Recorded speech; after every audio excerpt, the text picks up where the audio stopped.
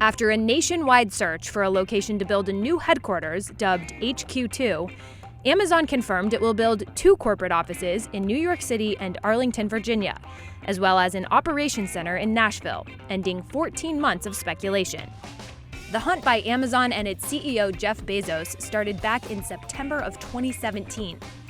With the promise of 50,000 jobs and $5 billion in investments, 238 North American locations lined up to compete for Amazon to build a second home in their city, as the tech giant looked to diversify beyond its existing Seattle headquarters.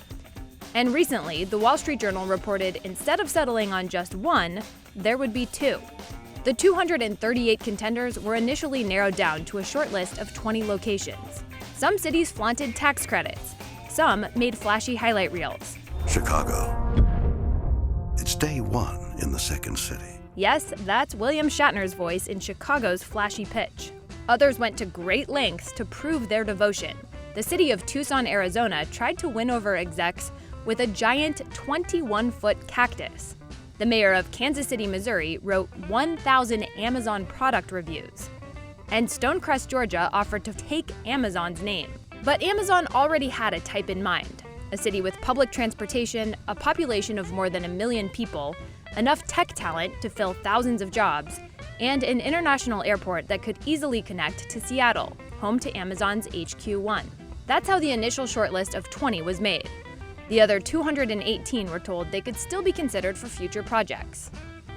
The company had a particularly strong attraction to the Washington, D.C. area, selecting Northern Virginia, Montgomery County, and D.C. proper as finalists.